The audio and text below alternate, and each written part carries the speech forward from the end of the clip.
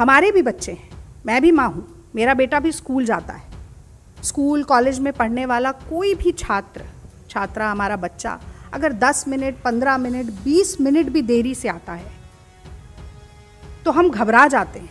हमें लगता है क्या हुआ, कोई दुर्घटना तो नहीं घट गई, क्या हो गया, 10-15 मिनट की देरी भी कैसे हो गई। और आज उन माँ बाप के बारे में तो सोचिए मोदी जी, जो ऐसे आपके आगे अपना दामन फैला के भीख मांग रहे हैं कि हमारी मदद की जाए, हमारे बच्चे फंसे हुए हैं। और ये पीड़ा, ये दुख मैं समझ सकती हूँ, आप क्यों नहीं समझ सकते मुझे समझ नहीं आता। आप तो पूरे देश के अभिभावक हैं। कितने वीडियो सामने आ रहे हैं, कोई माँ कह रही है कि मैं लाचार हूँ, मैं इससे ज़्यादा मजबूर मैंने कभी महसूस नहीं किया, मैं अपनी बच्ची से बात नहीं कर पा रही। एक बच्ची का वीडियो आ रहा है, वो कह रही है कि लड़कियों के साथ बदतमीज़ी हो रही है, बाल पकड़ के घसीटा जा रहा है। कल एक प्रमुख चैनल में एक और लड़की ने लाइव उनकी कवरेज हो रही थी, उसमें आकर बोला कि मोदी जी कहाँ हैं मोदी जी।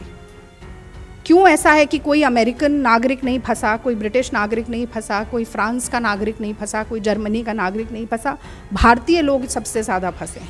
और क्यों ऐसा है कि भारतीय बच्चों के साथ इतनी बदतमीज़ी, इतनी बदसलूकी हो रही है। राजनीति करने के बहुत सारे मौके होंगे, चुनाव जीतने हारने के भी बहुत सारे मौके होंगे, लेकिन अगर इन बच्चों को कुछ हो जाता है, इनकी जान चली जाती है, तो वो वापस नहीं आएगी। कि कल मन की बात करने के लिए मोदी जी के पास बहुत समय था, 1 घंटा 1.5 घंटा खूब जुबान चलती है उनकी भाषण देने के लिए, लेकिन आश्वासन देने के लिए उन माँ बाप को, उन माता पिताओं को, उन अभिभावकों को जिनके बच्चे फंस गए हैं युद्ध क्षेत्र में, जिनकी जिंदगी का एक एक पल डर और भय के साए में बीत रहा है, मोदी जी की जुबान नहीं चली। कल बहुत दुख हुआ इस बात का। मोदी जी फंसे हुए हैं उत्तर प्रदेश और मणिपुर के चुनाव में, हमारे उड्डयन मंत्री फंसे हुए हैं भारतीय जनता पार्टी की सदस्यता के अभियान में, हमारा विदेश मंत्रालय फंसा हुआ है विरोधाभासी एडवाइजरी जारी करके गाल बजाने में, और हमारे बच्चे फंसे हुए हैं ऐसी दर्दनाक परिस्थिति में यूक्रेन में। और बहुत शोर सुना होगा आप सब लोगों ने, घर वापसी घर वापसी घर वापसी। संघी भाजपाई और मैं तो कहूंगी मोदी भक्त सारे बहुत शोर मचाते हैं घर वापसी के बारे में। और आज सबसे ज्यादा जरूरी जब हमारे देश के विद्यार्थियों, हमारे देश के बच्चों, भारत माँ के बच्चों की घर वापसी है, तो मुंह में दही जम गया है, सन्नाटा पसर गया है। अब घर वापसी का शोर नहीं मचेगा, अब कोई नहीं बोलेगा कि कैसे 20,000 बच्चों को वापस लेकर आया जाए। बिल्कुल ठीक कहा है राहुल गांधी जी ने कि क्या इवैक्यूएशन प्लान है आपका, बताइए। एक बॉर्डर से दूसरे बॉर्डर धक्का खा रहे हैं आज हमारे देश के बच्चे, उनके ऊपर लाठी बरसाई जा रही, ठंड में बर्फ गिर रही है, वो खड़े हुए हैं, सैकड़ों मील पैदल चल के आ रहे हैं। कल पोलैंड बॉर्डर पर हमने जो दृश्य देखे, उसके बाद हमें ये भी पता चला कि वहां पर भी टूटी फूटी अंग्रेजी में सैनिक कह रहे हैं कि अब आप रोमानिया जाइए, यानी कि एक बॉर्डर से सैकड़ों मील दूर पैदल चल के अब वो रोमानिया जाएं। रोमानिया में कौन मदद करेगा, कोई इसकी गारंटी नहीं है, कोई आश्वासन नहीं है, कोई दखल नहीं है सरकार की। जहां ब्रिटेन, अमेरिका, जर्मनी, फ्रांस जैसे देशों ने जनवरी से ही आगाह करना शुरू कर दिया था अपने नागरिकों को कि रूस यूक्रेन पर बहुत बड़ी मिलिट्री कार्रवाई कर सकता है और इसीलिए वापस आने में ही भलाई है, हमारे देश में प्रधानमंत्री मोदी जी चुनावी प्रचार में व्यस्त थे। जैसे कोरोना के समय पर मोदी जी अपने गाल बजाने और ये कहने में कि हम जंग जीत चुके हैं, 18 दिन महाभारत ताली थाली में व्यस्त थे, वैसे इस संकट के समय में मोदी जी चुनाव के प्रचार में व्यस्त थे। उन्होंने ज़रूरी नहीं समझा कि कोई ऐसी एडवाइजरी जारी करके पहले से सचेत किया जाए। और आपदा में अवसर किसे कहते हैं? मोदी जी के ये सारे नारे जो होते हैं वो सबसे ज़्यादा उन पर ही लागू होते हैं। तो आपदा में अवसर किसे कहते हैं, ये भी मोदी सरकार ने करके दिखाया। एक अर्पित कटियार नाम का एक स्टूडेंट जो वहाँ फंसा हुआ है, उसने भारत सरकार की एडवाइजरी पर जवाबी पत्र लिखकर ये कहा कि हमसे ये कहा जा रहा है कि जो 25,000 रुपये की टिकट थी वो अब आप 70,000 65,000 रुपये में खरीद कर आइए, अगर इंडियन एयरलाइंस की फ़्लाइट से आपको वापस लौटना है। आपदा में अवसर का इससे बड़ा प्रमाण क्या होगा, ये मैंने तो इससे ज़्यादा बड़ा प्रमाण अपने जीवन में देखा नहीं। ज़रूरी बच्चों जिनको ज़रूरत है उनसे आप दुगना तिगुना किराया वसूल रहे हैं।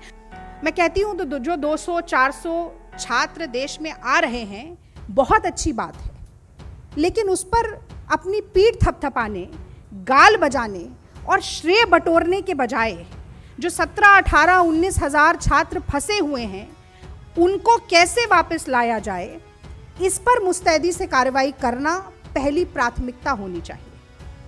मैं ये भी बताना चाहूंगी कि हमारे जो पड़ोसी मुल्क हैं वो अपने नागरिकों को पोलैंड की सीमा के अंदर ले जाने में हमसे पहले सफल हो चुके हैं।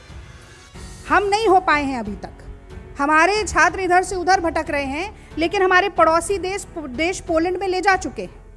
तो भारत सरकार की इससे बड़ी कूटनीतिक असफलता भी कोई नहीं होगी। आप चाहे मोदी जी 56 इंच का सीना फुलाएं, चाहे लाल आंखें दिखाएं, चाहे विश्व गुरु बनने का दंभ भरें, लेकिन सबसे ज़रूरी जो काम है, जो सरकार की पहली जिम्मेदारी है कि विदेश में फंसे हुए नागरिकों को वापस लाना, उसमें आप पूरी तरीके से असफल हुए हैं। ये बात मैं पुरजोर तरीके से कहना चाहती हूँ। आज एक बात मुझे लगता है भावना के स्तर पर भी ज़रूर कहनी चाहिए।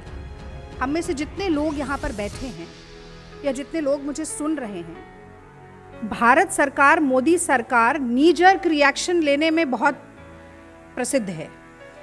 आग लगने के बाद आप कुआं खोद रहे हैं, बाल्टी ढूंढ रहे हैं कि अब पानी डाल के आग बुझाई जाए। मैं समझती हूँ कि ये बहुत लेट लतीफ़ी का गुण जो सरकार का है, चाहे वो हमने कोरोना के समय देखा या अब इस आपदा में देखा, वो देर आए दुरुस्त आए हो जाए तो बहुत बेहतर है।